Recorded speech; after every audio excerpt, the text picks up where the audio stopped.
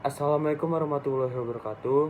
Perkenalkan, nama saya Tubagus Lingga Ambruk Pemana, biasa dipanggil Lingga. Saya berasal dari Jakarta. NIM saya 1030323021 dari kelas IT 4704 dari jurusan Teknologi Informasi dari Fakultas Informatika. Nah, sekarang saya akan memaparkan materi minggu ke-6. Yang pertama itu adalah tentang memori sekunder. Terus yang kedua ada tentang HDD atau hard disk. Terus yang ketiga ada tentang SSD atau solid state drive. Terus ada juga optical storage. Dan yang terakhir adalah teknologi RAID. Nah, kita akan memulai pembahasan yang pertama terlebih dahulu. Oke, pembahasan yang pertama adalah memori sekunder dalam sistem komputer. Memori sekunder itu apa sih? Memori sekunder adalah media penyimpanan di luar memori utama atau RAM yang digunakan untuk menyimpan data secara permanen, tapi nggak kayak RAM yang hanya bisa menyimpan data saat komputer menyala. Memori sekunder itu bisa menyimpan file atau data dalam kondisi komputer mati. Memori ini biasanya memiliki kapasitas besar dan biaya yang lebih terjangkau. Fungsi memori sekunder dalam sistem komputer adalah yang pertama adalah penyimpanan permanen. Data atau aplikasi yang penting dapat disimpan dalam memori sekunder agar tetap aman dan bisa diakses kapan saja. Jadi waktu itu fleksibel. Terus yang kedua, kapasitas itu lebih besar dibandingkan dengan RAM. Memori sekunder bisa memiliki kapasitas yang jauh sangat lebih besar. Dapat menyimpan file dari dokumen hingga file multimedia. Terus yang ketiga ada backup dan arsip data. Memori sekunder juga penting untuk mencandakan data atau menyimpan arsip yang jarang digunakan namun tetap diperlukan. Selanjutnya, contoh-contoh memori sekunder. Yang pertama adalah HDD atau biasa disebut hard disk drive. Media ini adalah media penyimpanan dengan kapasitas besar yang umum dipakai untuk menyimpan data dalam jangka panjang. Terus yang kedua ada solid state drive yang biasa disebut SSD, teknologi penyimpanan yang lebih cepat dari HDD tanpa komponen mekanik. SSD itu mulai menggantikan HDD di banyak perangkat. Terus selanjutnya ada optical disk, contohnya adalah CD, DVD, dan Blu-ray yang biasanya digunakan untuk menyimpan musik, video, ataupun backup data. Terus juga ada flash drive. Flash drive itu kayak USB dan kartu SD yang sering digunakan untuk menyimpan atau memindahkan data secara portable. Kelebihan dan kekurangan memori sekunder adalah, kelebihan yang pertama adalah menyimpan data secara permanen, kapasitasnya lebih besar dan ekonomis untuk menyimpan jangka panjang. Kekurangannya tidak secepat memori utama atau RAM dalam membaca data dan memerlukan perangkat khusus untuk membaca data pada media tertentu seperti optical disk. Oke, selanjutnya kita akan membahas tentang HDD. HDD atau biasa disebut hard disk drive, yang merupakan perangkat penyimpan data yang paling umum dan banyak digunakan sejak dulu. Apa sih itu hard disk? Hard disk adalah perangkat penyimpanan yang menggunakan piringan magnetik berputar untuk membaca dan menulis data. HDD atau hard disk terdiri dari beberapa komponen utama seperti piringan disk, head baca atau tulis yang bergerak untuk mengakses data di atas piringan tersebut. Cara kerja hard disk atau HDD itu gimana sih? Oke, yang pertama itu adalah piringan magnetik. Hard disk memiliki beberapa piringan yang disusun berlapis dan berputar dengan cepat. Data ini disimpan dalam bentuk magnetik di piringan ini. Terus yang kedua ada head baca atau tulis. Head ini bertugas membaca dan menulis data ke piringan. Setiap kali kita membuka file atau menyimpan data, head akan bergerak ke lokasi data tersebut di piringan. Terus yang ketiga ada motor penggerak dalam hard disk. Motor ini menggerakkan piringan agar bisa berputar dengan kecepatan tinggi. Biasanya tuh 5400 hingga 7200 rpm. Tuh, kencang banget ya sih. Sehingga head bisa mengakses data dengan cepat. Nah, selanjutnya ada kelebihan dan kekurangan hard disk. Kelebihan hard disk itu adalah hard disk memiliki kapasitas yang lebih besar dengan harga yang relatif murah, cocok untuk menyimpan file dalam jumlah besar. Setiap kelebihan pasti ada kekurangan, ya nggak sih? Nah, kekurangannya itu adalah hard disk lebih rentan terhadap kerusakan fisik karena banyak banget sistem magnetiknya. Terus juga banyak banget komponen yang bergerak. Selain itu, kecepatan baca atau tulisnya juga lebih rendah dibandingkan SSD. Nah, peran hard disk. dalam teknologi penyimpanan, yaitu adalah meskipun sekarang ada SSD, hard disk masih banyak digunakan terutama dalam server dan komputer yang memerlukan kapasitas penyimpanan besar namun dengan biaya lebih terjangkau.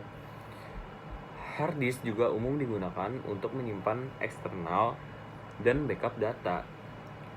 Nah, kesimpulannya hard disk adalah pilihan yang ekonomis dengan kapasitas yang besar meski memiliki keterbatasan dalam kecepatan dan ketahanannya.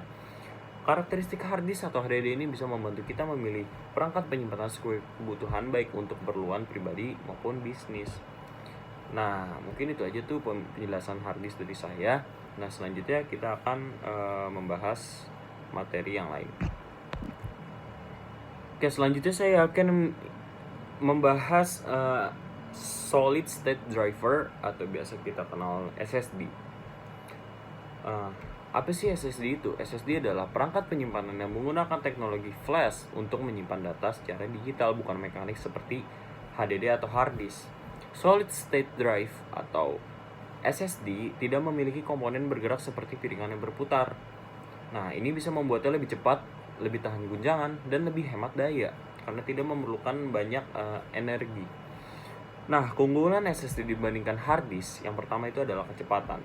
Kecepatan SSD itu bisa membaca dan menulis data jauh lebih cepat dibandingkan hard disk atau HDD, yang membuat perangkat kita seperti laptop atau PC itu tuh bisa booting, kita bisa cepet, bisa ya pokoknya anak-anak informatika kebanyakan pakai SSD sih, ya nggak sih?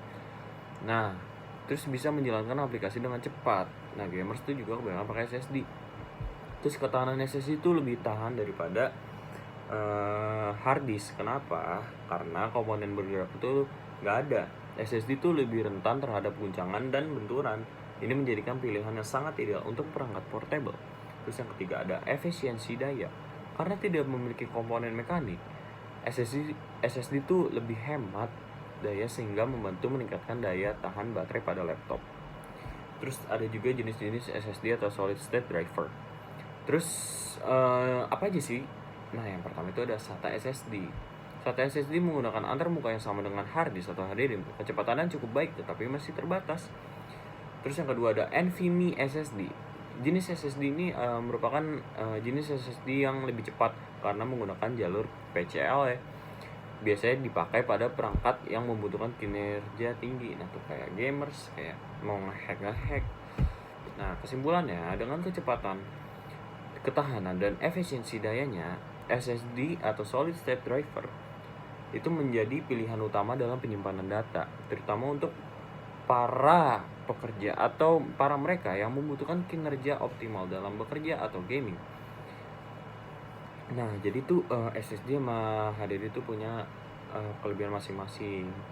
Kalau SSD tuh lebih oke untuk pokoknya lebih gacor dah daripada HDD. Cuman ada plus minusnya lagi. Oke, selanjutnya kita akan melanjutkan pembahasannya lagi. Oke, sekarang saya ingin membahas teknologi optical storage atau penyimpanan optik. Optical storage adalah teknologi menggunakan cahaya, khususnya sinar laser untuk membaca dan menulis data pada media disk. Nah, apa sih optical storage itu? Nah, optical storage adalah media penyimpanan data yang memanfaatkan sinar laser untuk menyimpan dan membaca informasi yang tersimpan pada permukaan disk. Contoh umum dari optical storage adalah CD, DVD, dan Blu-ray. Cuman tuh sekarang CD, DVD, Blu-ray tuh udah jarang kepake ya. Tapi mungkin masih banyak yang pakai juga sih. Teknologi ini sering digunakan untuk distribusi musik, film, software, hingga data arsip. Oh, ternyata masih banyak yang pakai. Oke, cara kerja optical storage yang pertama adalah menggunakan sinar laser. Optical storage bekerja dengan sinar laser yang membaca alur data mikroskopis di permukaan disk. Ketika sinar laser mengenai alur ini, data diterjemahkan ke dalam format digital. Terus yang kedua, pembacaan dan penulisan data. Disk terbagi menjadi track melingkar yang berisi data. Sinar laser bergerak sepanjang track untuk membaca atau menulis data. Terus yang ketiga, kecepatan pembacaan. Kecepatan baca dan tulis optical storage dipengaruhi oleh jenis media. Ya, media yang tadi tuh kayak CD, DVD, dan Blu-ray, serta kecepatan drive yang memutar disk.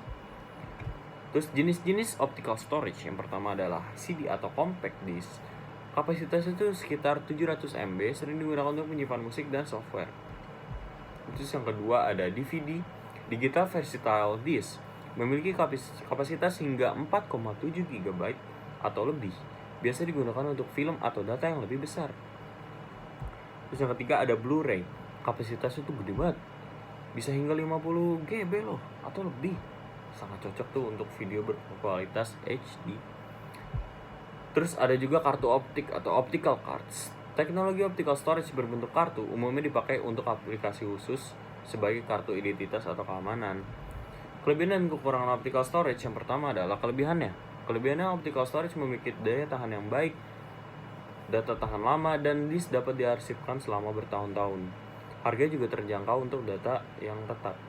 Terus kekurangannya, kapasitasnya lebih kecil dibandingkan media penyimpanan modem, membutuhkan perangkat khusus untuk membaca, dan rentan terhadap goresan yang bisa merusak data. Nah, makanya tuh agak susah juga ya.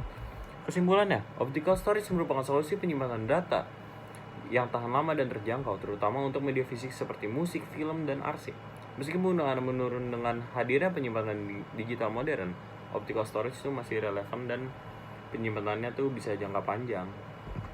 Oke, selanjutnya saya akan membahas materi yang terakhir, yaitu RAID.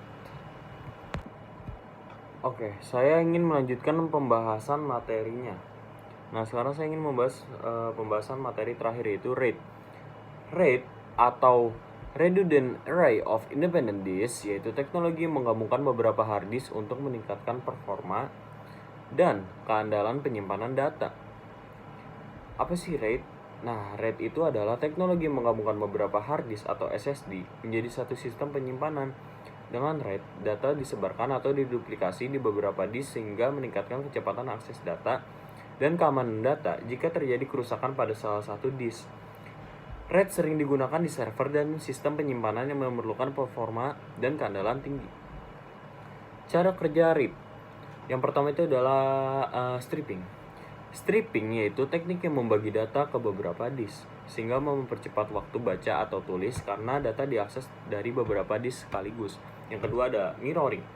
Mirroring merupakan teknik mengandalkan data di dua atau lebih disk, sehingga jika salah satu disk rusak, data tuh bakal lebih aman di disk lainnya. Jadi kayak nge-copy terus paste gitu. Bener gak sih? Nah, terus yang ketiga ada parity. Parity merupakan menyimpan data, memeriksa parity data untuk memulihkan data jika salah satu disk mengalami kegagalan. Jenis-jenis RAID. Yang pertama ada RAID 0 atau stripping. Meningkatkan kecepatan dengan membagi data ke beberapa disk tetapi tanpa redundansi. Jika satu disk rusak, semua data bisa hilang. Terus ada RAID 1, mirroring, menggandakan data di dua disk atau lebih untuk keamanan. Jika satu disk rusak, data tetap terjaga di disk lain. Terus ada RAID 5, stripping dengan parity, memerlukan minimal 3 disk. RAID 5 mengkombinasi stripping dan parity untuk performa dan keamanan data. Terus yang keempat ada RAID 10, 1+0. Gabungan RAID 1 dan RAID 0 menggunakan mirroring dan stripping untuk performa tinggi dan keandalan lebih baik. Kelebihan dan kekurangan RAID. Yang kelebihan itu adalah RAID meningkatkan kecepatan akses data, melindungi data dari kegagalan disk, dan memperluas kapasitas penyimpanan dengan menggunakan beberapa disk. Terus ada juga kekurangannya. Kekurangan RAID yang pertama adalah memerlukan biaya lebih tinggi karena menggunakan banyak disk. Terus juga kedua, jenis RAID tertentu bisa kompleks dalam pengaturan dan pemulihan data. Kesimpulan dari RAID yaitu adalah RAID merupakan teknologi penting dalam sistem penyimpanan data, terutama untuk server atau sistem dengan kebutuhan performa dengan keandalan tinggi.